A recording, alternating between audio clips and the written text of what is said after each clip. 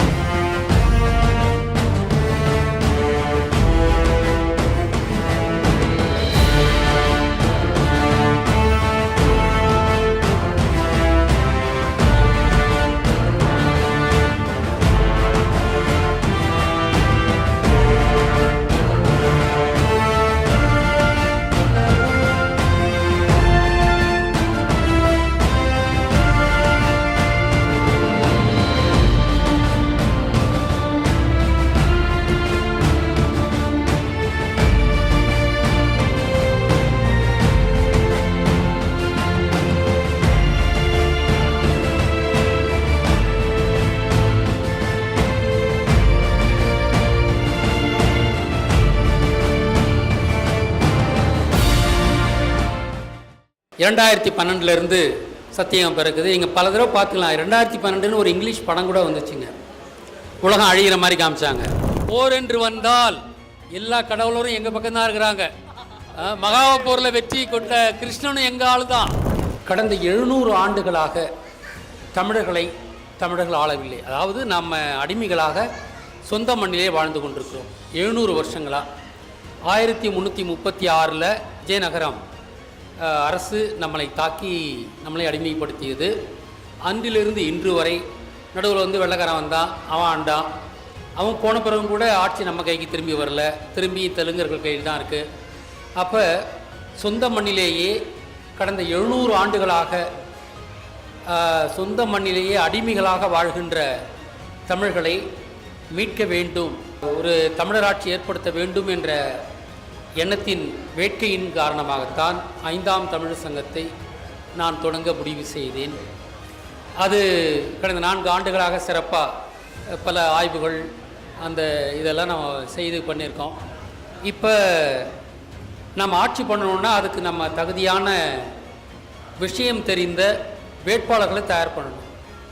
அது நம்ம இது வரைக்கும் எங்கேயுமே காணாத ஒரு இதுவாக பட்டய படிப்பும் நம்ம அரசியலுக்காக, அதாவது பொலிட்டிக்கல் சயின்ஸ்லாம் இருக்குதுங்க. ஆனால் எந்த அரசியல் கட்சி இது வரைக்கும் ஒரு அரசியல் வகுப்பு எடுத்து நடத்துனதெல்லாம் நமக்கு கிடையாது. நாம் அதை முதல்ல செஞ்சுருக்கோம்.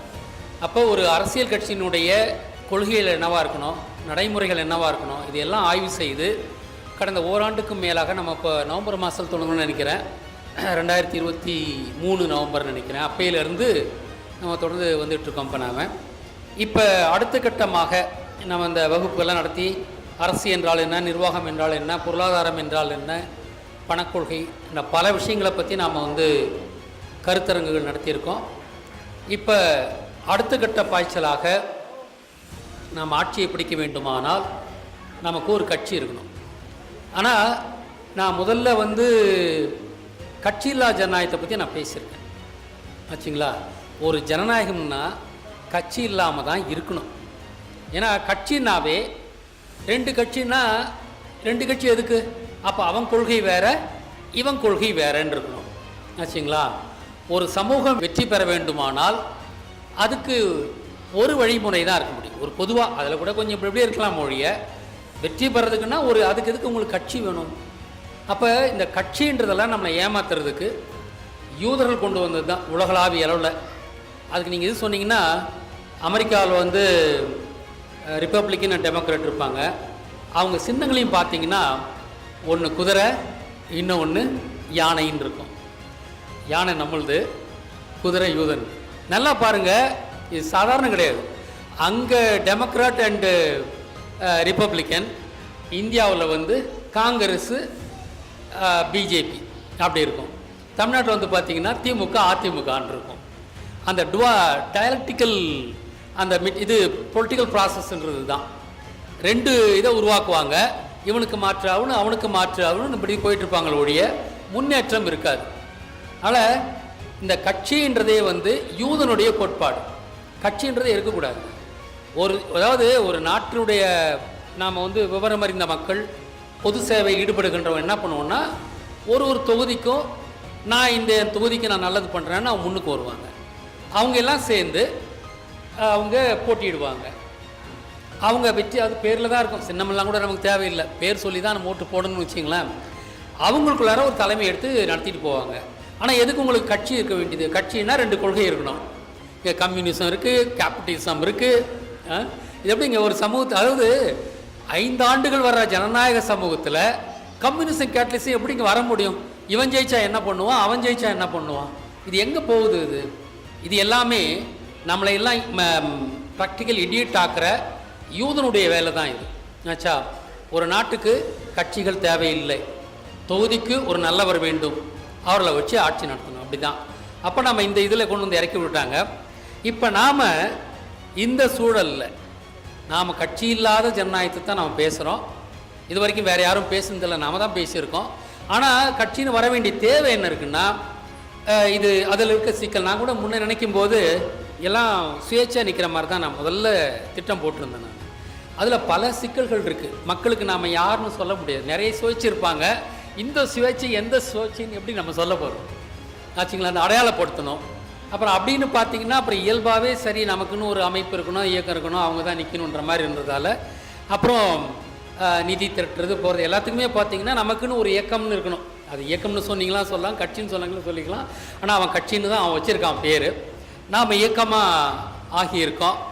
இப்போ நாம் முறைப்படி சரியாக செஞ்சுருக்கோம். நம்ம வகுப்பு நடத்தியிருக்கோம், மாணவர்களை இதுக்குன்னு தயார் பண்ணிக்கிட்டு இருக்கிறோம். நாம் அந்த ப்ராசஸ் நடந்துக்கிட்டு இருக்கு.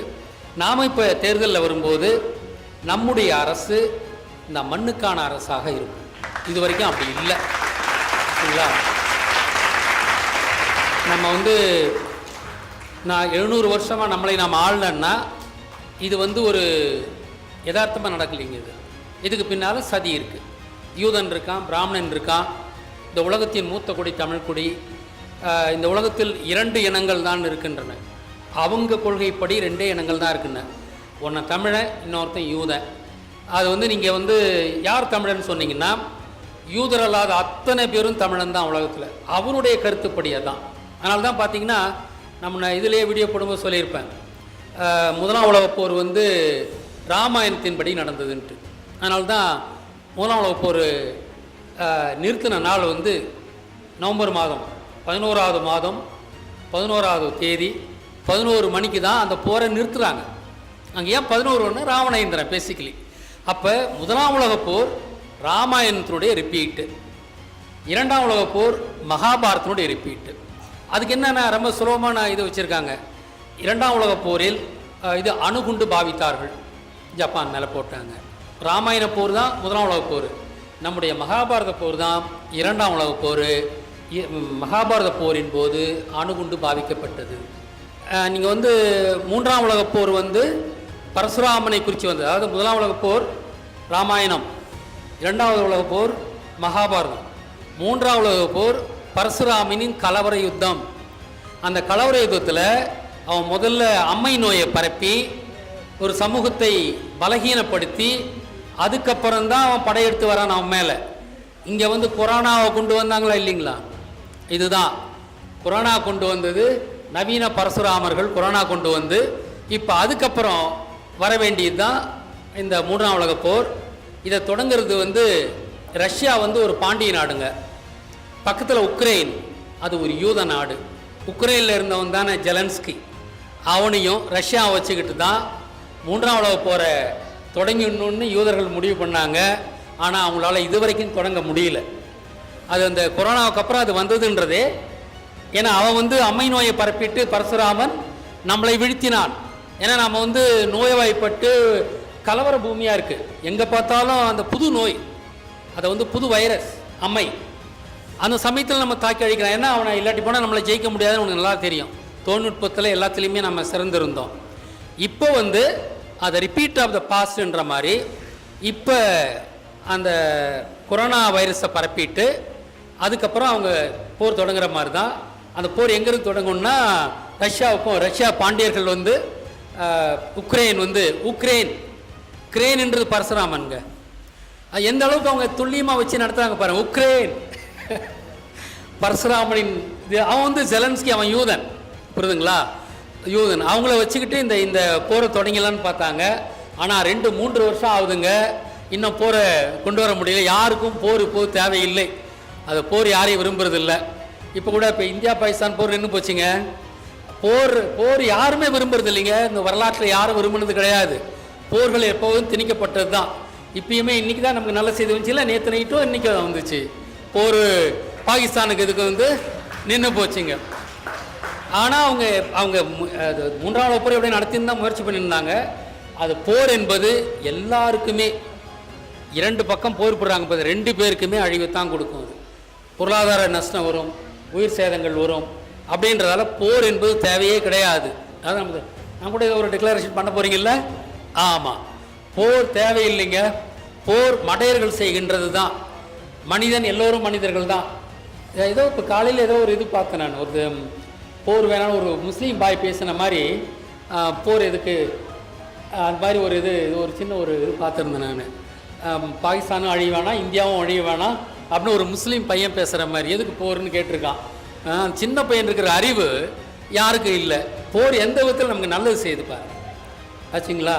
சில சமயங்களில் தொழில்நுட்பம் வளர்கிறதுக்கு 3ஆம் 2ஆம் உலகப் போர் உதவி இருக்குது.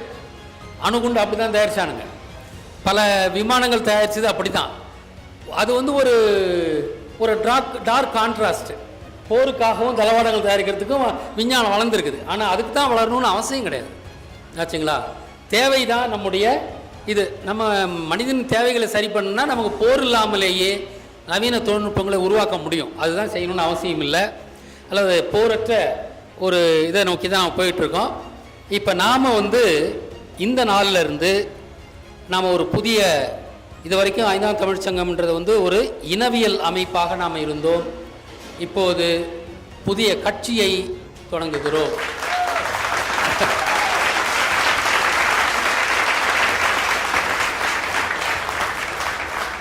மிக்க நன்றி. வாழ்க வாழ்க வாழ்க.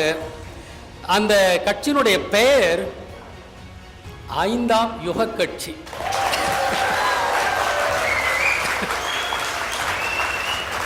ஒரு கட்சி பேர் சொன்னோம்னா அதை பற்றி தானாகவே எல்லாரும் பேச ஆரம்பிக்கணும், கேள்வி கேட்க ஆரம்பிக்கணும் ஆச்சுங்களா. அந்த 5ஆம் யுகம்னா என்னென்னா கேட்பாங்க, இது என்னங்க 5ஆம் யுகம்னு கேட்பாங்க, தெரியாதவங்க கேட்பாங்க. அந்த மனிதன் முதலில் மலையிலே வாழ்ந்தான், கிருத யுகம்.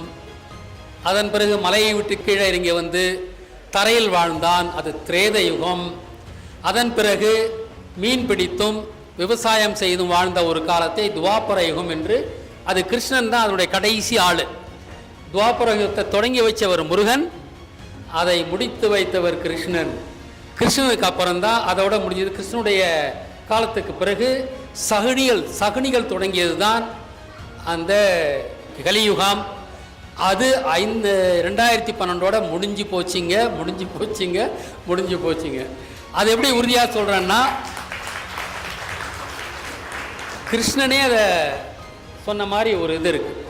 5000 ஆண்டுகள் கெட்ட காலம் இருக்கும், என்னுடைய மறைவுக்கு பிறகு காலம் கலிகாலம் பிறப்புன்னு அவர் சொன்னதாக உண்டு.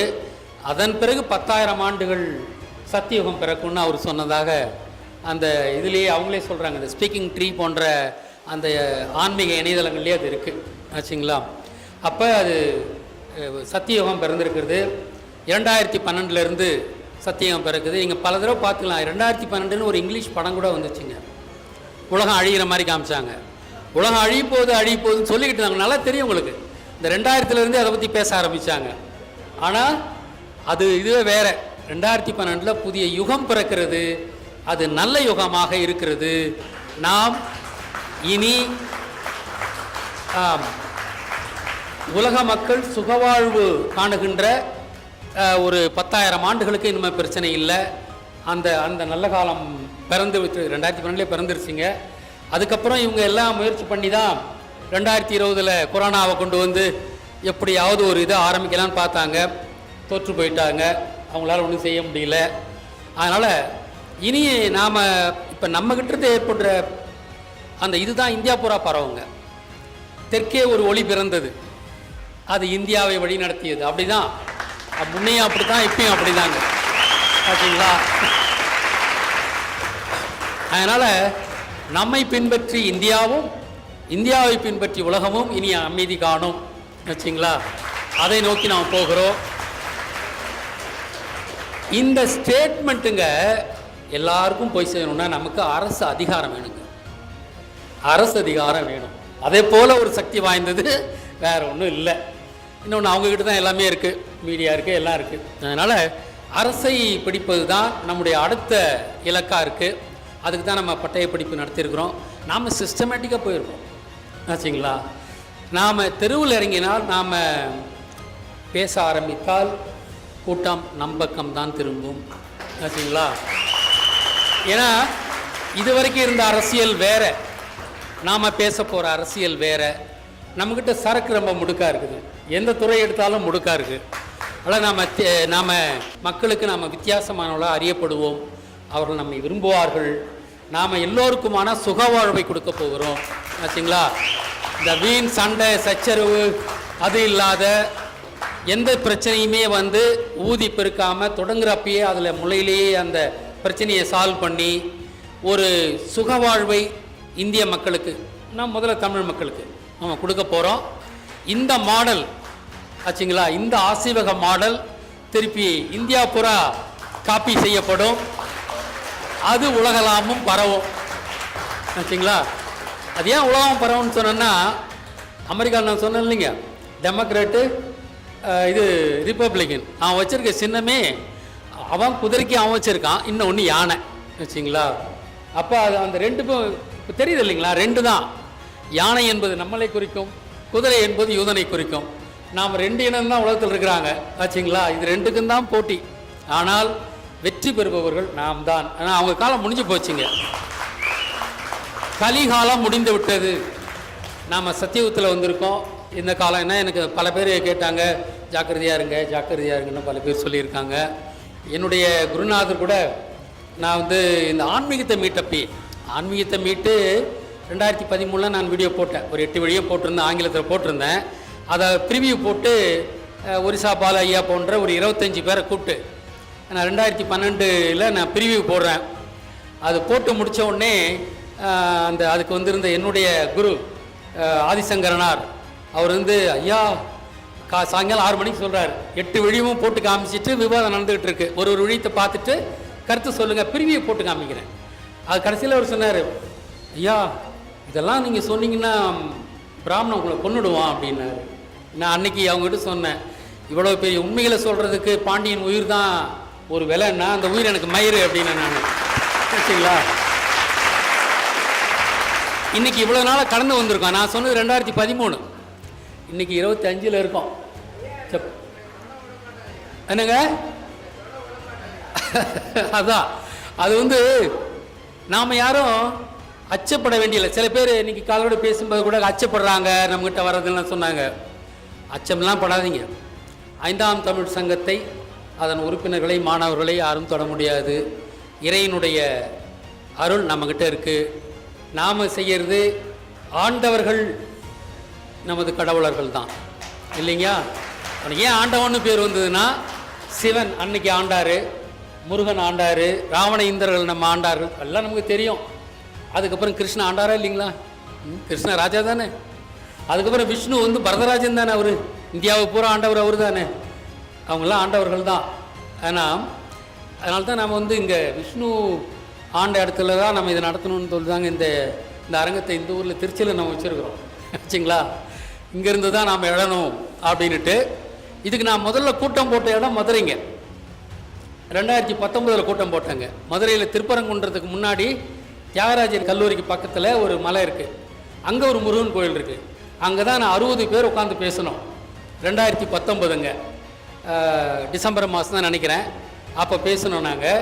அது ஏன் அந்த இடத்துல நான் கூட்டம் போட்டேன்னா, மதுரையில் தான் விழுந்தோம். பரசுராம வந்து பிடிச்சது மதுரையை. விழுந்த இடத்திலிருந்து நாம் எழ வேண்டும் அப்படின்னு நான் முதல் கூட்டம் போட்டது 2019. 65 பேர் கூப்பிட்டேன், 60 பேர் வந்திருந்தாங்க. அந்த தியாகராஜர் இன்ஜினியரிங் காலேஜ், அதாவது திருப்பரங்குன்றம் கோயிலுக்கு எதிர்த்தாப்பில் இன்ஜினியரிங் காலேஜ், அதுக்கு பக்கத்தில் ஒரு மலை இருக்குது. அந்த மலை குன்றில் தான் நாங்கள் வந்து 60 பேர் ஒன்று கூடி 5ஆம் தமிழ் சங்கம் தொடங்குறதை பற்றி நாங்கள் பேசினோம். அதுக்கப்புறம் 2020 பிப்ரவரி மாதம் தொடங்கினோம். இப்போ அடுத்தது அதுக்கப்புறம் நாம் இளைஞர்களை ஆரம்பித்தோம், எல்லாம் பண்ணோம், ஆய்வுகள் நிறையா மேற்கொண்டோம். அப்புறம் இப்போ நாம் அரசியல் களத்தில் இறங்கிறதுக்காக மாணவர்களை தயார் பண்ணி நாம் இப்போ வந்து பட்டய படிப்பு நடத்திட்டுருக்கோம். அது இன்னும் ஓராண்டில் அது முடிய போகுது. ஆக நாம் திட்டமிட்டு சரியாக தான் நாம் போயிட்டுருக்கோம். நாம் இப்போ வந்து யூடியூப் மூலமாக தான் அறியப்படுறோம். நாம் களம் கண்டால்தான் நம்மை புரிந்து கொள்வார்கள். நாம் களங்கண்டு பேசும்போது தமிழகம் நம்மை திரும்பி பார்க்கும், நம்மை ஆதரிக்கும். அதனால் எதிர்கால தமிழகத்தை உருவாக்க போகிறது நாம தான். அது நம்ம கட்சி வந்து இனவாதம், அப்புறம் வந்து பிரிவினைவாத கட்சிங்கிற மாதிரிலாம் பண்ண வாய்ப்பு இருக்கு. ஆனால் இப்போ நம்ம போர் வேணான்னு நம்ம சொன்னதே வந்து ஆமாம், போர் வேணான்னு சொல்கிறோம். ஆனால் அதே சமயத்தில் சுயமரியாதை வேணும்னு சொல்கிறது தப்பு கிடையாது. ஏன்னா தமிழகத்தில் தன்னாட்சி வேண்டும். நாம் இன்னொன்று ஒரு தெளிவாக சொல்லிடணும், மாறாத கொள்கை நம்மளுது. நாம் இந்தியாவுக்கு அடிமை கிடையாது, ஈக்குவல் பார்ட்னர். அப்போ நமக்கு என்னென்னா தமிழகத்தில் முழு தன்னாட்சி வேண்டும். அது இன்னைக்கு இல்லை ஆச்சுங்களா. எனக்கு முழு தன்னாட்சி கொடு, மத்தியில் கூட்டாட்சி, அதுதான் நம்முடைய ஒரே ஸ்டேட்மெண்ட்டு. என்னைக்கா இருந்தாலும் அதுதான் நம்ம ஸ்டேட்மெண்ட்.